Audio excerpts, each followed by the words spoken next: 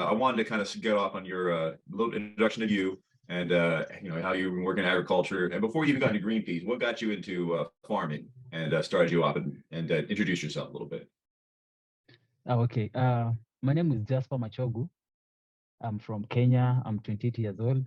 I'm a farmer, energy advocate, and climate change skeptic. So, yeah, I'm an agricultural engineer by profession. Back in university, a few years ago, I was a member of Greenpeace and another group called Let's Do It Kenya. We used to go around the university and towns around doing cleanups, collecting litter, regular stuff, the common stuff. So I really believe that humans were hurting the planet. And I felt like I was so bitter. I felt like we didn't belong here, parasites. So, okay, in one of the exercises, I remember we were going around doing the usually plastics. I go to ask myself why there was, like in towns, okay, we had a nearby town called Nakuru, and the funny thing is most of the litter that we collected, most of the plastics that we collected them in slums and not in suburbs like the rich hoods. So I go to ask myself why, and actually after that event, because I noticed most of the plastics that were there, they were usually polythene papers used to pack food, the common stuff, milk, usually food. So after that, I went back home, back in school. That is my place. I sat down and I started thinking about it and got into researching about Greenpeace. So what I found out was that there was a guy called Patrick Moore, a co-founder of Greenpeace, who wasn't a member anymore. I got to ask myself why, because I thought Greenpeace was doing like they were the savior. So I got to ask myself why, how would that happen? Like it's a great group. Why would you found such a great group and then you leave? So I got into research and then I came to realize, okay, Patrick Moore I actually went to Twitter because I used to use Twitter a lot. I go to Twitter, followed Patrick Moore, and I came to realize he had a book out, Fake Invisible Catastrophes and Threats of Doom. So I go to read the book, and that's how my journey began. And after that, I go to read Alex. I go to know Alex Epstein. He's a great guy with a great book. So here I am, about almost 3 years later. Well, two questions for you there. One is, what kind of got you in that mindset? Was it school and was it media that got you in the idea that humans are kind of parasites on humanity with no hope? And then secondly, why don't you go over that one first? Okay. So growing up, so we have the 844 education system, 8 years in primary school, 4 years in secondary school. I don't know how you call that, elementary, and the other one. Okay. Then another 4 years in college, usually university, or 2 years in college. So in primary school, like that's the basic level, we have the science part, the subject science, where we read about there are actually topics called pollution, environmental degradation, and growing up, I've been taught that humans are hurting the planet. We are littering the earth, our earth. We are polluting the environment. So, and there is a lady called Wangari Maathai. She won a Nobel Prize. It was okay. She won a Nobel Prize, I think, in 2004 or something. So I've grown up knowing like I need to be active. I need to get myself out there. We need to protect the environment. We need to plant trees. We need to stop polluting our environment. Yeah, so that's just like everywhere you go, you hear pollution. Yeah.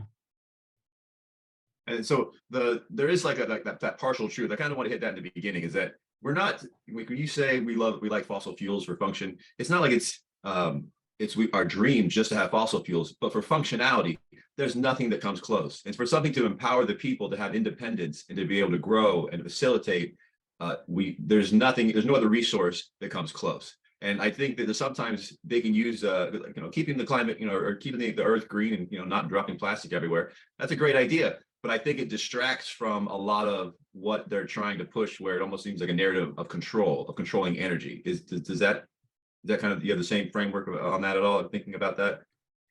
Yeah. I mean, I think pollution is the first, bad, obviously, right? But of course, pollution is bad, but we have landfills. Like we can manage right.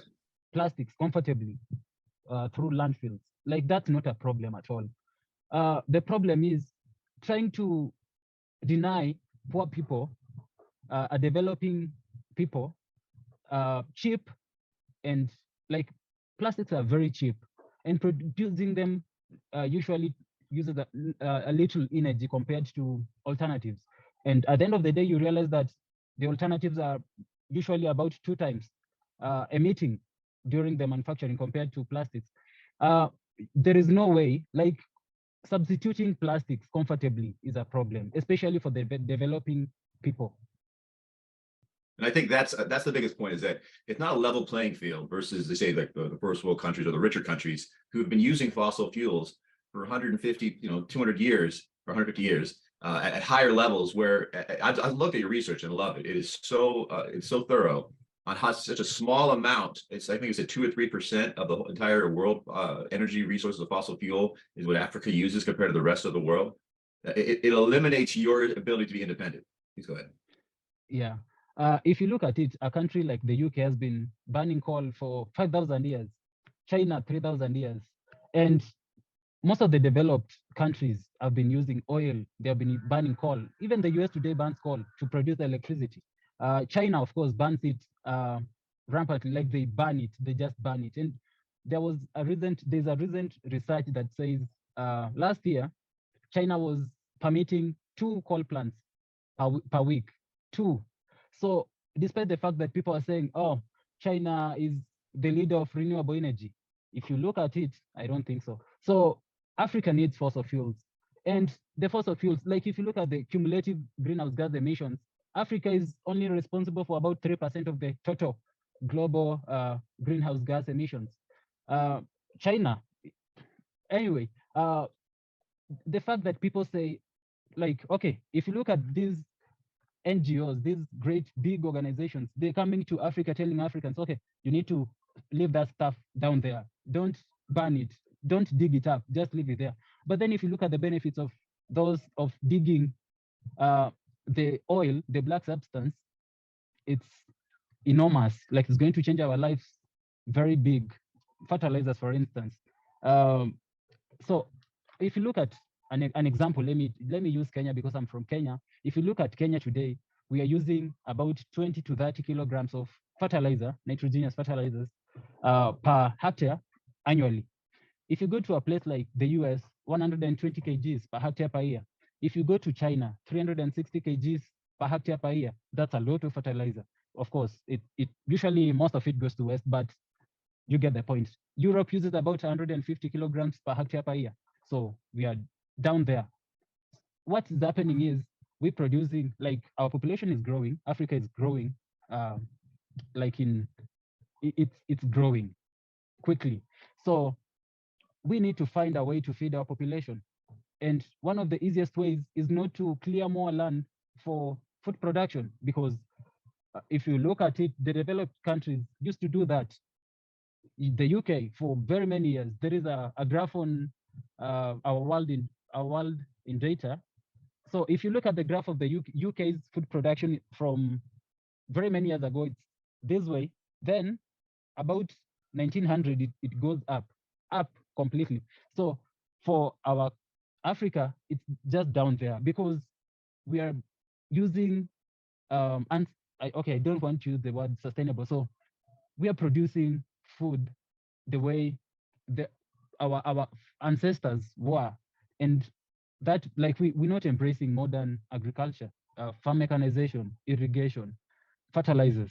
So another thing, like, okay, after fertilizers, if we improve on fertilizer, like if we increase the amount of fertilizer that we apply on our lands, of course, another thing is we need to use farm machinery. Farm machinery, there is no way you're going to substitute a diesel powered tractor by electricity.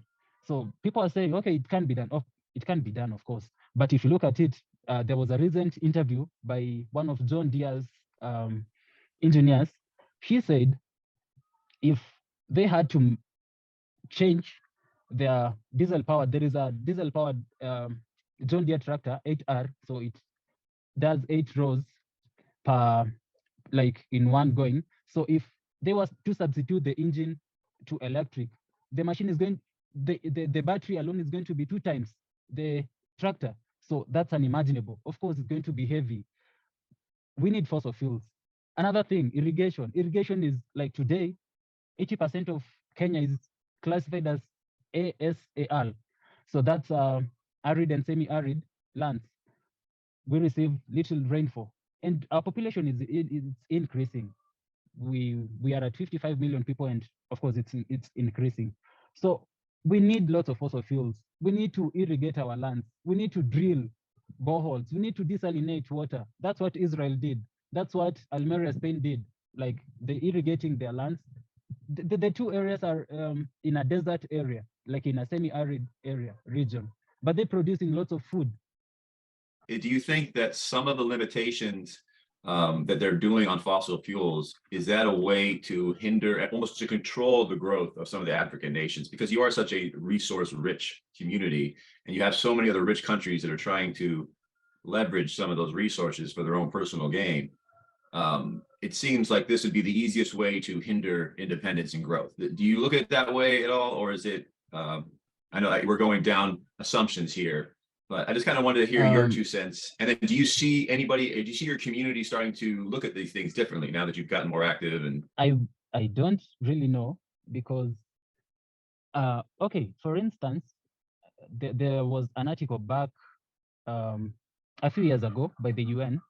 So they had it was entitled "Benefits of Hunger," and they said, okay, the article said keeping people hungry is going to make them work, like they're going to work hard. And if the people are fed, who is going to work on our farms? Who is going to who is going to mow our lawns? Who is going to clean our toilets? So last year, there was, I'm just highlighting these issues. So last year, the EU Commission, they had a hearing. There were plans to set up fertilizer plants in Africa. But then, during now the final meeting, they came to realize that that will clash with the EU green policies. I don't really know. Okay, like, we export a lot of food from Africa to Europe. I have never really understood what's wrong with Africa developing. But I think the problem is these people, I don't want to name them, but I think obviously the UN, the World Bank, and these other environmental organizations like Greenpeace. We have Greenpeace Africa. I've been very active replying to whatever stuff they post on Twitter, because I disagree with most of it. And there are other groups. Like, I've realized nowadays there are very many Africans. People are taking pictures of those Africans holding cardboards, boxes written climate action, climate crisis, stuff like that. I don't know. There is a way. Okay, I think these people back. Okay, first, education. The way we're learning in school, we getting told that Africa. Okay, we need to stop polluting our environment. We don't have to use fossil fuels, stuff like that. So another thing, now we have very many environmental organizations in Africa, very many, and most of them, they are funded. So it's like you get a job, yeah, and some good money, obviously, I think. So now they don't have to come to Africa and lecture us. They are doing it using our people. Like, people are told, okay, you need to advocate for the climate crisis. Like, Africa is going to, and then they're scaring us that Africa is going to face catastrophic problems from the climate change.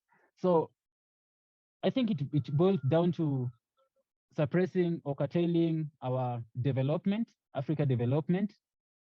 I don't know. Like, okay, maybe they want us to continue depending on them. They give us loans, they develop our resources, projects, they get good money. And of course, most of our oil, like Nigeria's got oil, Algeria, Egypt, all of those, most of it goes outside Africa. Coal.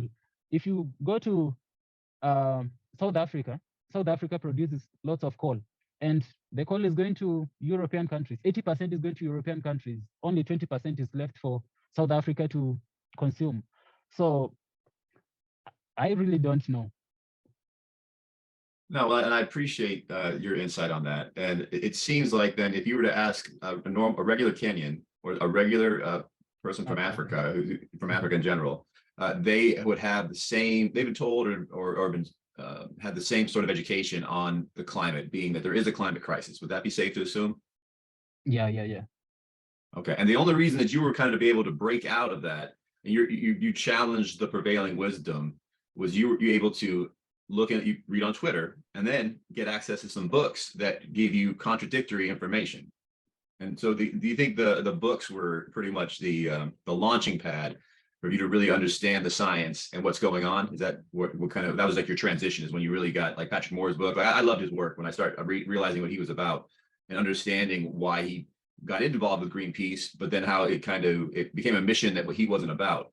Was it the books that really kind of put you on your own path? Because it seems like if you don't have a chance to look at Twitter and those books, it's hard to come to these conclusions. Go ahead. Okay. I think most people don't have the resources. And if you look at a country like Kenya, which is a it's a replicant of other African nations, actually better off. If you look at us, most people are worried about what I'm going to have tonight, or what I'm going to do tomorrow to earn a living. So that's what most people are worried about. And then our communities, like in sub-Saharan Africa, 60% of our population is into agriculture. In rural areas, up to 80 to 90% of our population are involved in peasant farming.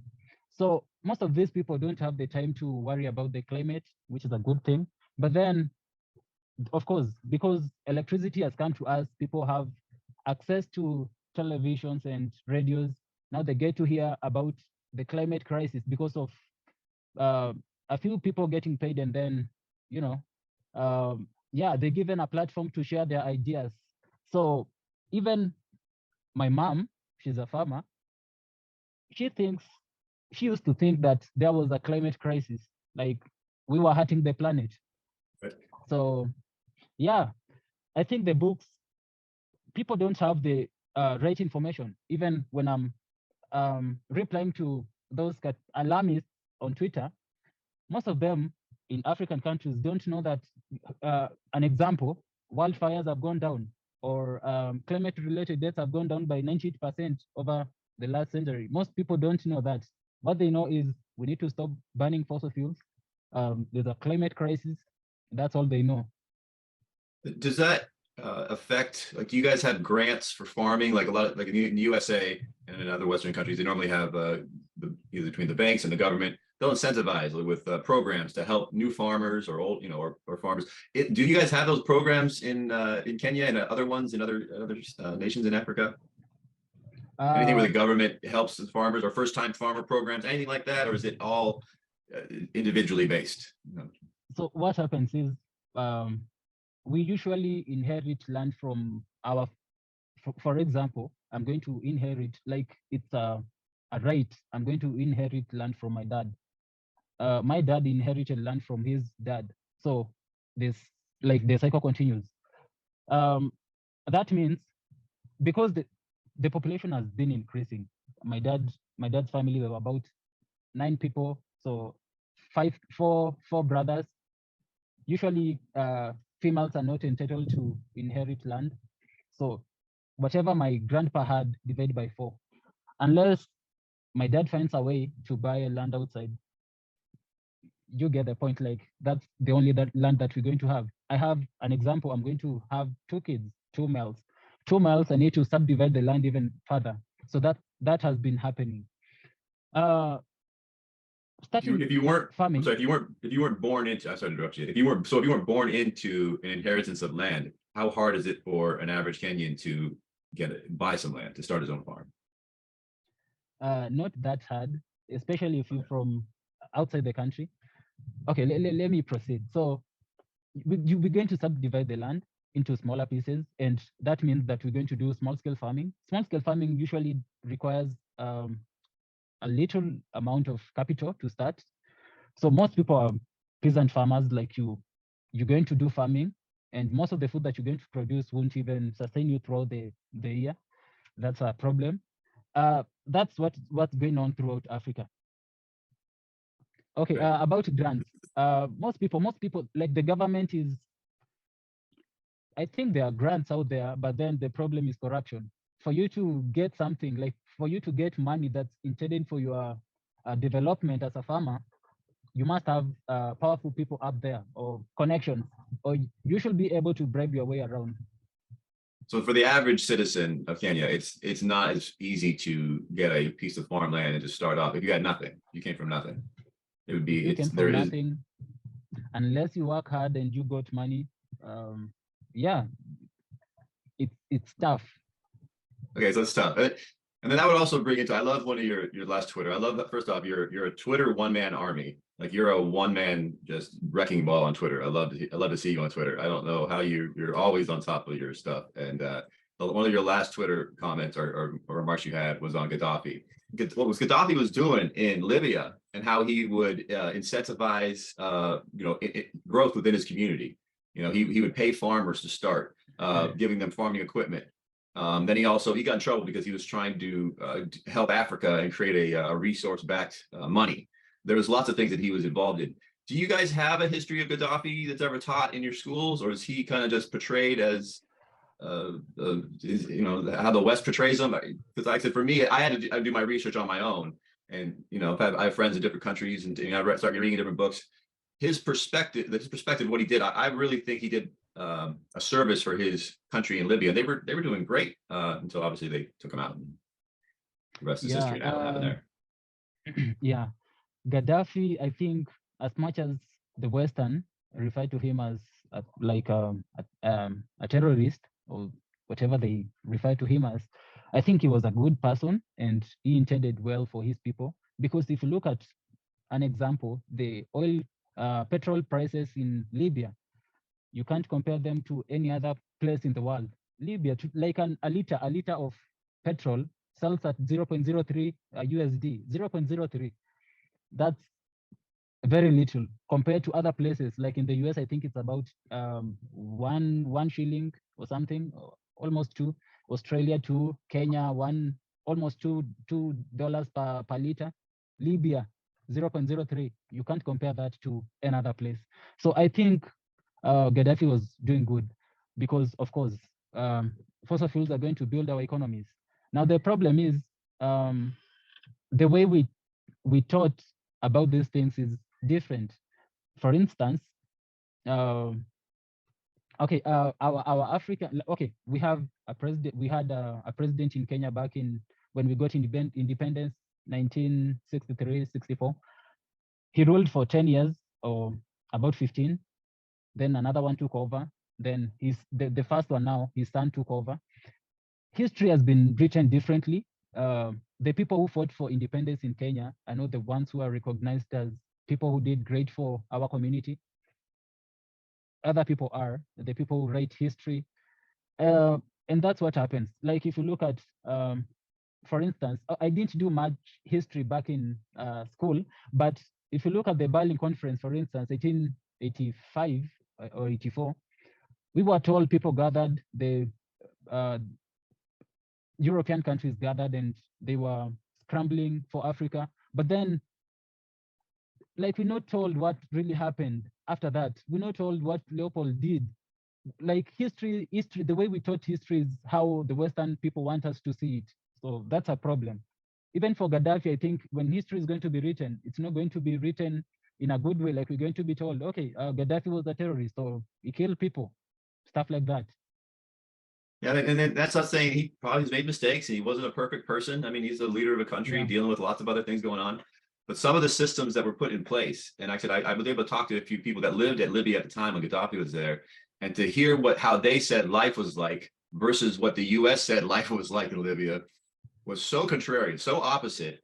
And then to understand that you could have a system where if you understand, if you're part of a nation, that some of those resources belong to the citizens. Like that's, if you live on that land, a small percentage could be given in stipends to help everybody. You know, you could help everybody. And I think that model is frightening to Western countries.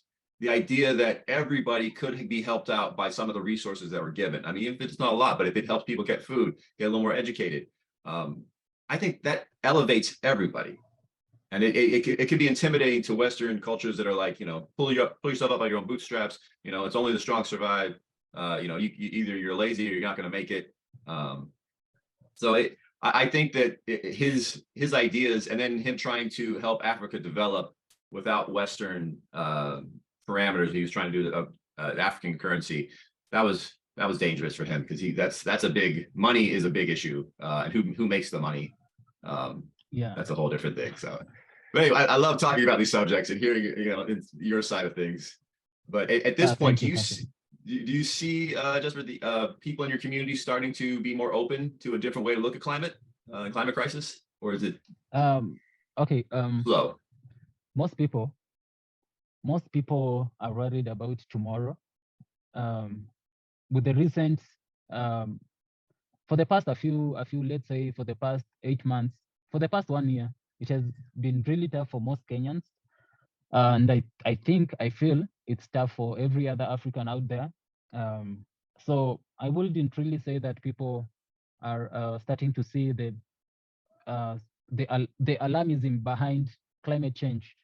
But going to school, because the education is getting to every other African, like it's increasing, despite the fact that not every other kid is going to school, but it's going up. So as we civilize, what's going to happen is people are going to learn about the climate change that the Western is singing about. And because of the policies, you see how Europe is making strict policies based on the green, like a green revolution, the green policies, renewable energy. I don't think Africans are going to start seeing the truth. It's going to grow even worse. Kids are going to be like what's happening in the US right now. Kids are told you can be a man, you can be a female. I don't know. It's complicated stuff for me. But like kids are growing up being told that you can be a man, you can be whatever you want to be. And they even allowed to do surgery. It's crazy. So that's what's going to happen in Africa. Kids growing up are going to be told they need to conserve the environment. There's a climate crisis. I think in a few years to come, we're going to have maybe a title, like a topic in high school and primary school, entitled climate change.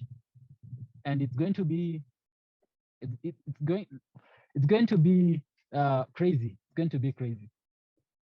So it's going to go to us. I hope I can make a change before that happens. I hope I can unite a few Africans, maybe start an organization, try to educate our population, those on the internet, because at least if I enlighten somebody, that somebody is going to, maybe the teacher is going to tell his class, no, things are different. I hope we'll get there.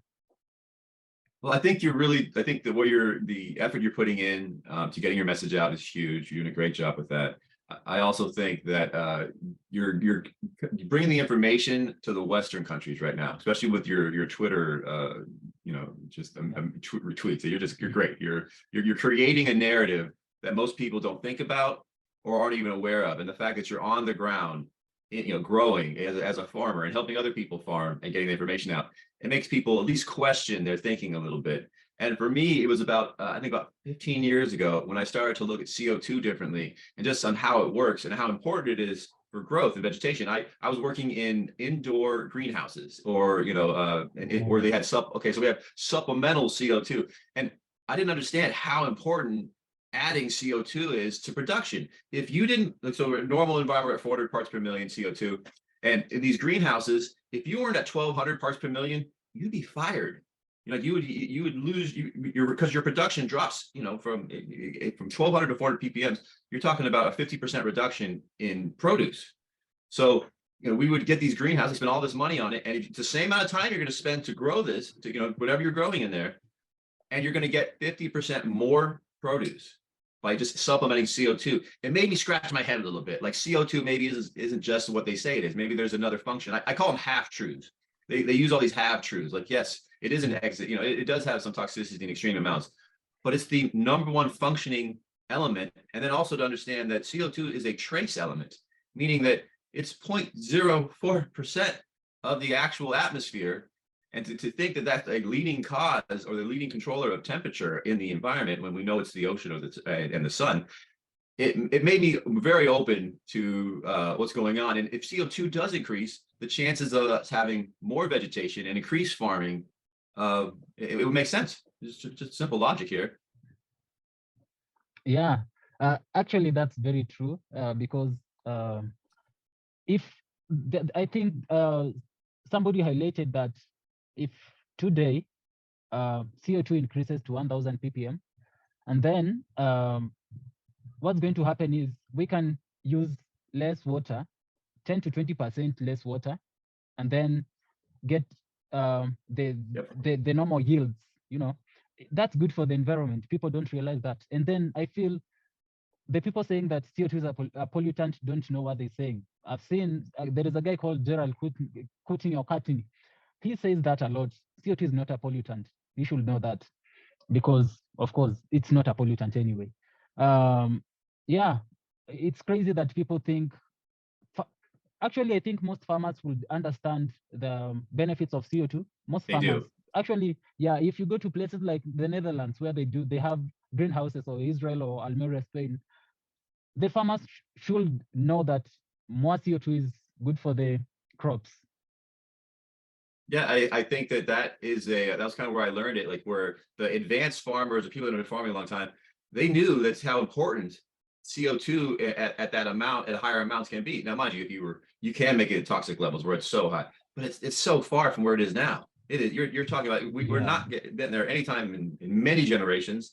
And even at 1,200 parts per million, people that would tell me who were farmers, but they were, say, doctors or scientists are like, oh, be careful, it's gonna give you headaches being in there.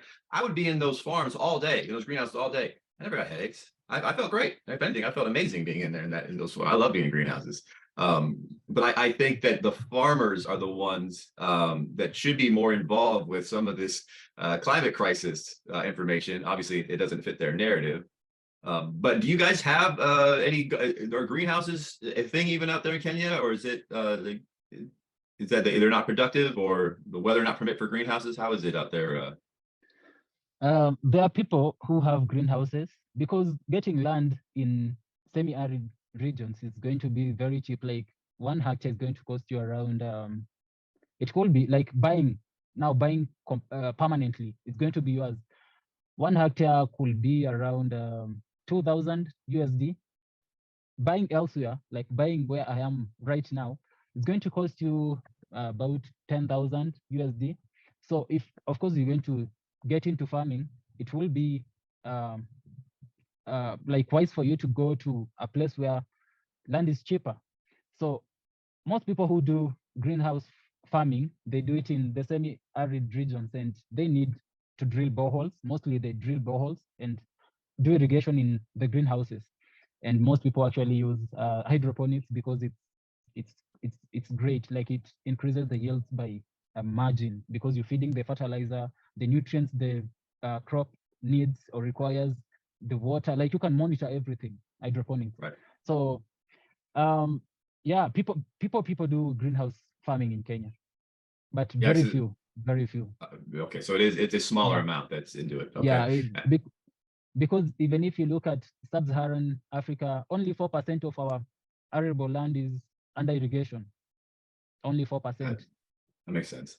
And then, do you, as the president or the local governing body, are they all climate crisis, pro climate crisis? Are they, is there any voices that are changing the narrative at all? Anybody in government? Okay, our president thinks there is a climate crisis because he's been talking about renewable energy. Actually, most of these people, they do it for funds. They get money, they loot, of course, big money. Like if you given 1 million USD, that's a lot of money. Times 100 to get to Kenyan shillings, that's a lot of money. So yeah, there's still a lot. Anyway, I haven't heard anyone say there isn't a climate crisis. Most of them, they say there's a climate crisis. Renewable energy, we need renewable energy. We have the biggest wind farm in Africa, producing about 330 megawatts of electricity. So that's what they say. Gotcha. And you know, you had some comments or some conversations on Twitter, and I like the one where you're talking about our predictions, our especially our even our short term predictions on our weather. I mean, it was very well researched. And then like a lot of people that kind of went on. I believe his name is Wally Broker or Wally Yeah, Brucker. Wally Broker. Yeah. Could you tell us a little bit about his predictions? Wally Broker is referred to as the godfather of global warming. That's what the climate scientist community refer to him as a godfather of global warming. So he's the one who started the term, I think, global warming, or among the founders of global warming. So in 1975, he predicted now at the end of the cold period, he predicted that after 30 years or 35 years, there was going to be an increase in temperature throughout the globe. So that happened. And I actually didn't know about Wally Broker until I was having a conversation, an argument with a guy called Andrew Dessler. You might know him. So Dessler told me, I told Dessler, like climate predictions, they have got it wrong most of the time. Actually, all of the time. He told me no, not all of the time. There's a guy called Wally Broker. He got it right that years, about 40 years ago. So I got to research Wally Broker. I got the research. He got it right. But then in 2017, Wally Broker did an article, like a journal. He said when climate change predictions are right for the wrong reasons. So he went on to say that it was dumb luck. He said it himself. So that's what John Christie has been saying throughout. He has been saying, like, he's one of the greatest modelers, climate modelers out there.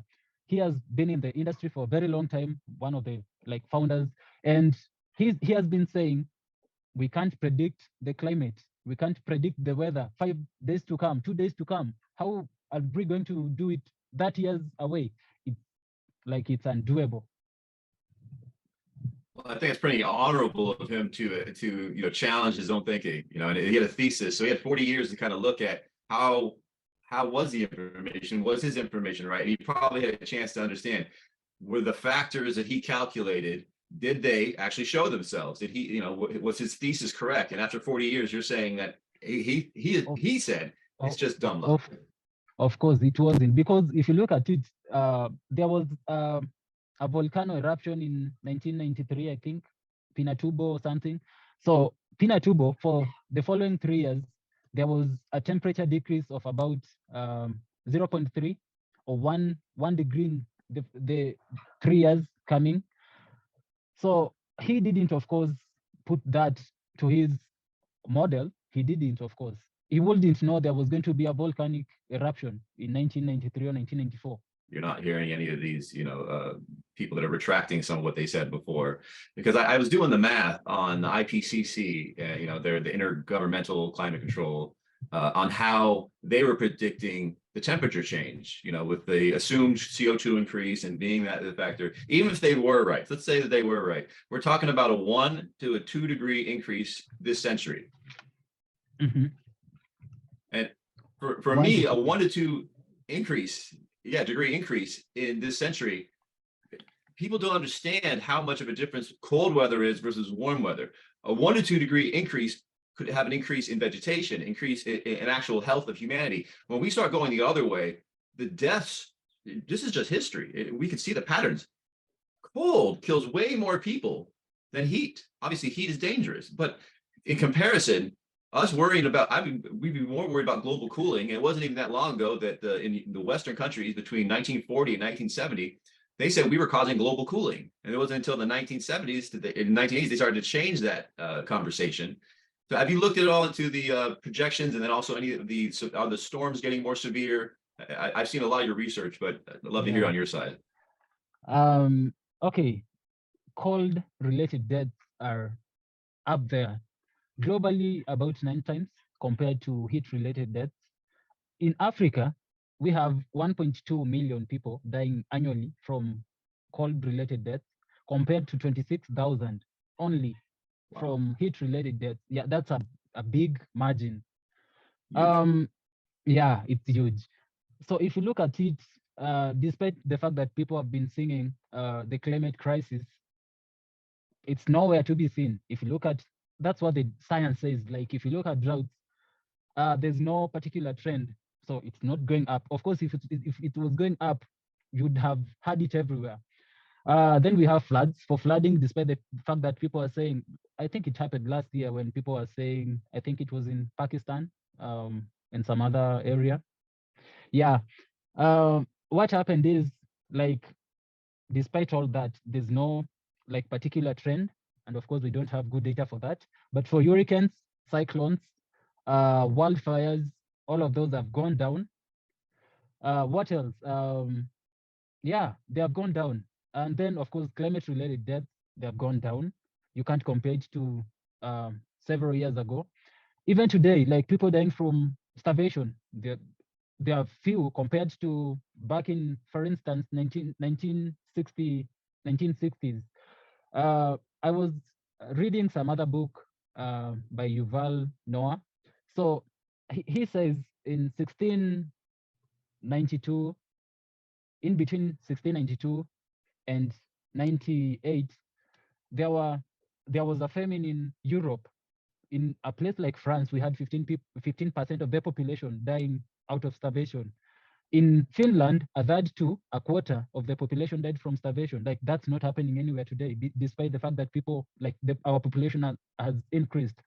And of course, people were predicting that in a few years we will be eating other humans because we would lack food. But that's not happening. We have plenty of food, only that we waste a lot of it. Of course, more than a third of it goes to waste. But the world has got better. Like this is the best time for me and you to be alive. And I love what you just said. yeah, I hope in Africa we can change whatever is happening. Like obesity is killing the rich world, starvation, hunger is killing Africans. That should change. I agree. I couldn't agree more. And do you see any other nations in Africa that are making any changes, or is it kind of congruent that that all the nations are in a climate crisis and all the governments are kind of are pushing that narrative?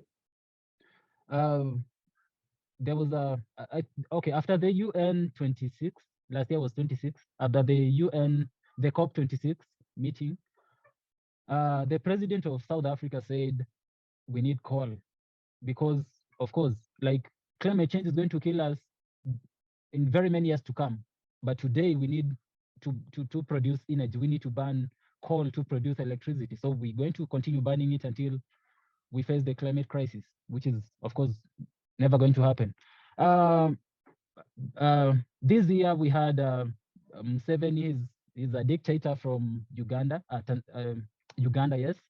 He said, of course, we're going to, there was this EA, what is it called? East African pipeline. There is a construction of about 14,000 kilometers of pipeline that's going to transport oil from a lake called Lake Albert in Uganda to somewhere in Tanzania for international markets mostly.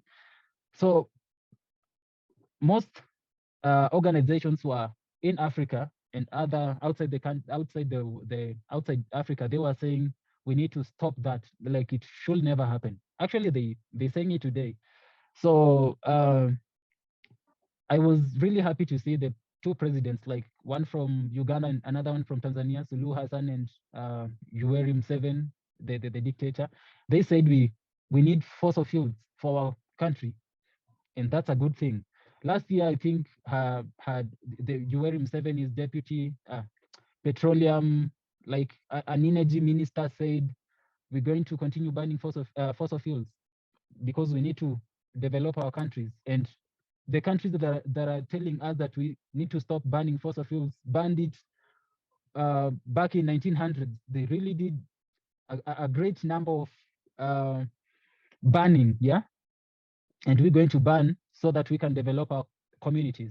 So that's a good thing. I think in a few years, more of our leaders are going to start embracing or start seeing the benefits of fossil fuels, because without them, of course, there is no way we're going to develop. There's no way we're going to feed our populations. There's no way we're going to climb out of poverty. It's like it's going to work inevitably. It's going to work on its own. But of course, we need to get there quicker, because the sooner we get there, the quicker we evade deaths that could be avoided easily. Yeah.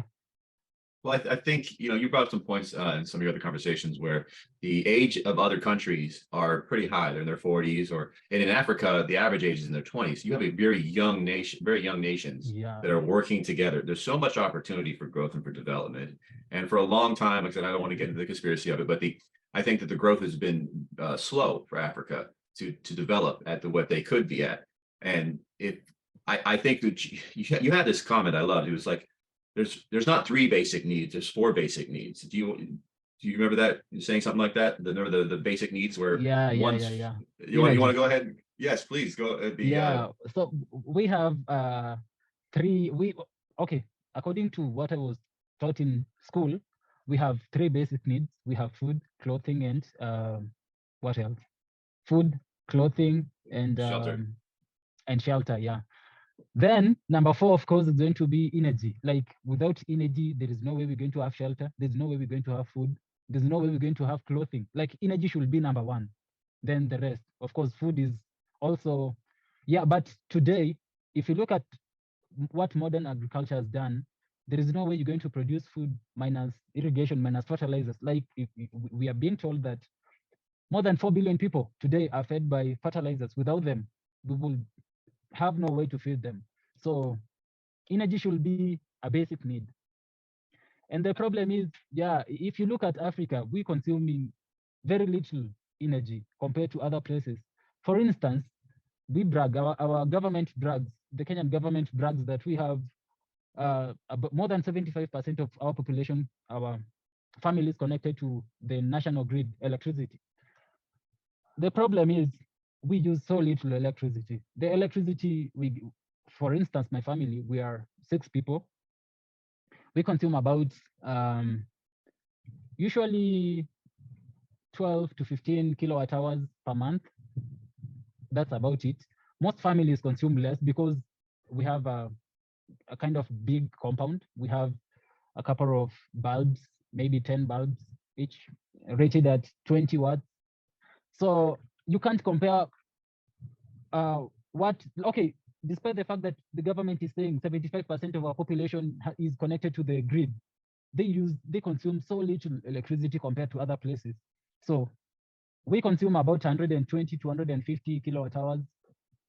Looking at Africa as a whole, yeah, that's our average. If you go to a place like the US, for instance, your fridge uses 500 kilowatt hours per year annually.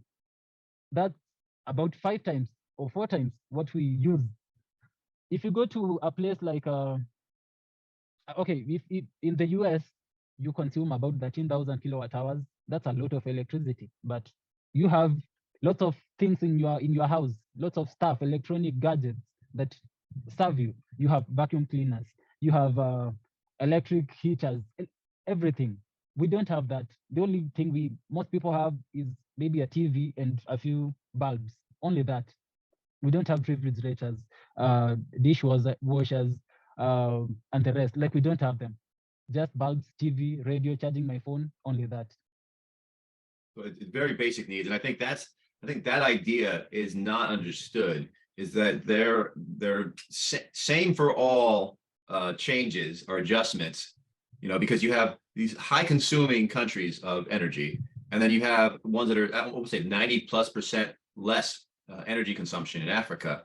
Yet they want to reduce what you're already reduced. We wish that the Western countries were using energy like Africa, but they want to limit what you have. So instead of giving you guys more ability to talk about those three basic needs, the food, shelter, clothing, and to use energy to make all three of those better for you, the climate crisis is being leveraged to bring down any sort of growth or development with it has anything to do with energy.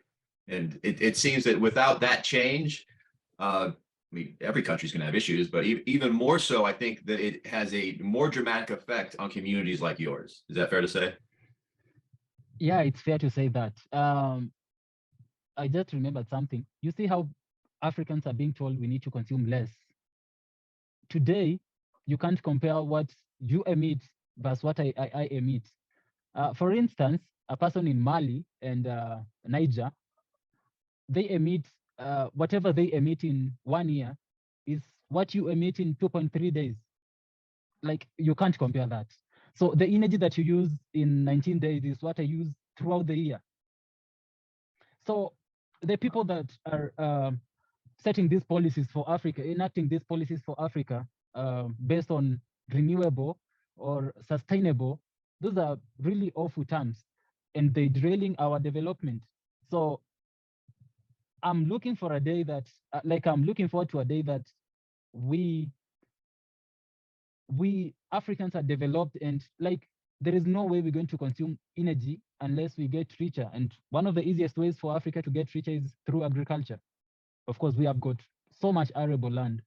Whatever is left today, 60% is in Africa. More, actually, even more, but 60% is in Africa today. So in years to come, Africa is going to increase whatever food they produce. We're going to feed the other nations. We have the potential to feed every other person in the continent.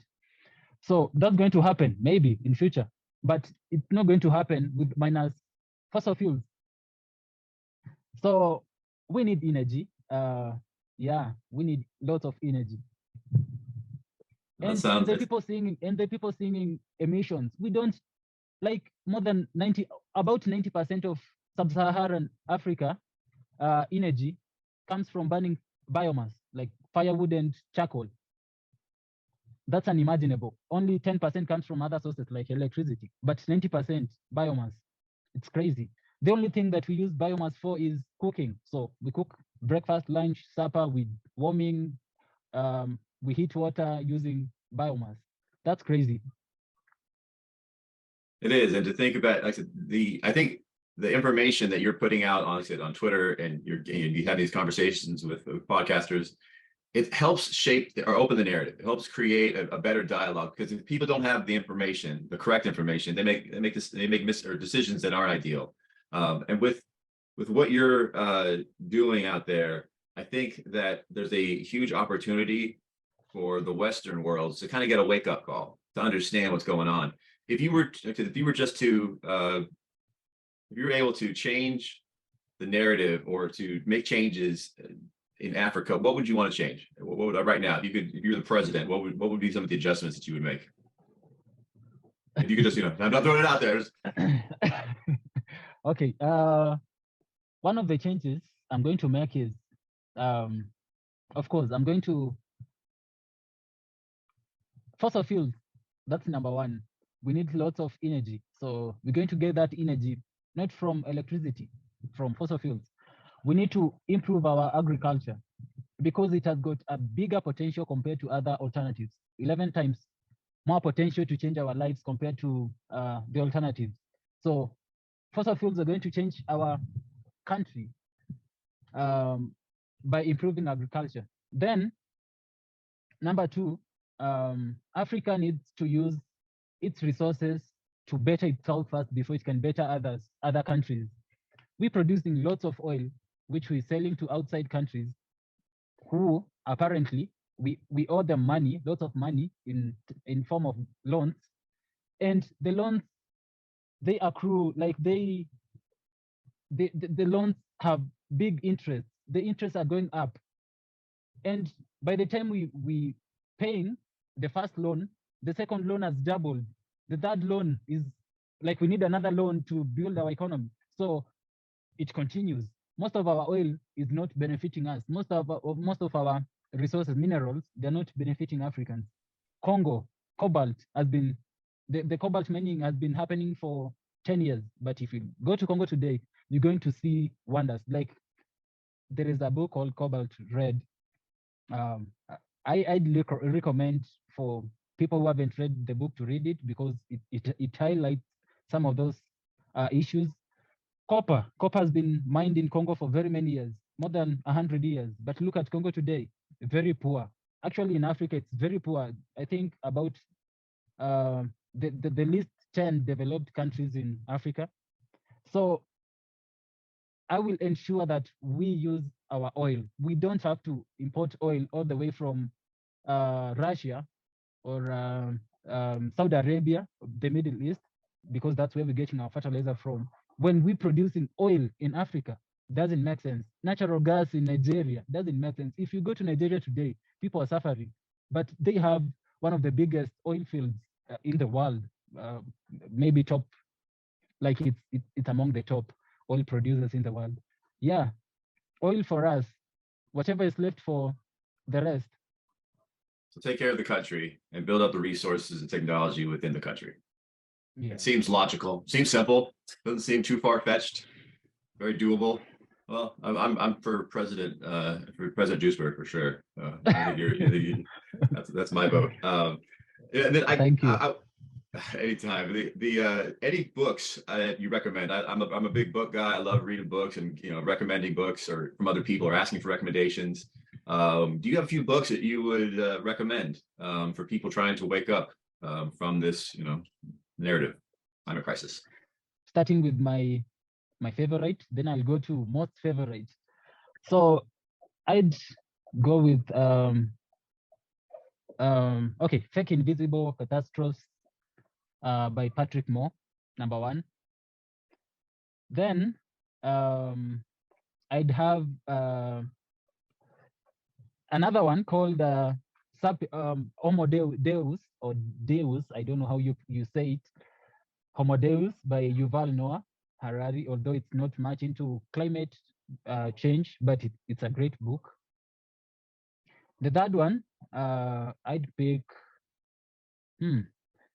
okay, False Alarm by Bjorn Lomborg, the third book.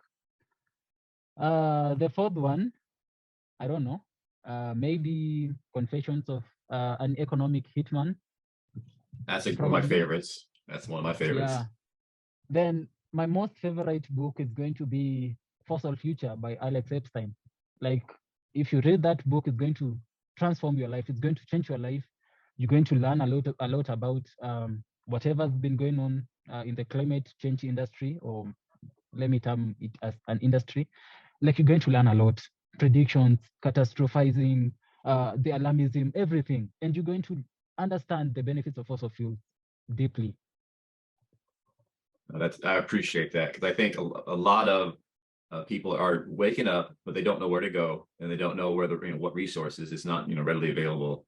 If you don't already have a direction, I think once you start going down the rabbit hole, you start getting on Twitter, it gets a lot easier. You start seeing all the different researchers and the doctors that have been for many years trying to get this information out. So I think that go ahead. I forgot one person, Vaclav Smil. You should read all of his books. Okay, well, okay, definitely. How many books do you have? Maybe 20 or 40, I don't know. I've read about 4. Okay. Yeah. VACLAV Smil, SMIL. So many stories and lifetimes you get from reading. I think it's one of those, we overlook it, with technology and with TV, our shorter attention spans, we are limited on the information we get. And a book, you really can get somebody's lifetime of information, in a couple of days of reading. So I'm just a big book fan, and I love any recommendations. So I appreciate that. And then other ways for people to keep in touch with you, to see on what you're doing. Twitter you're really big on there. Is that your main form of communication? Yeah, my main form of communication is Twitter. Find me at Jusper Muchago, JUSPER.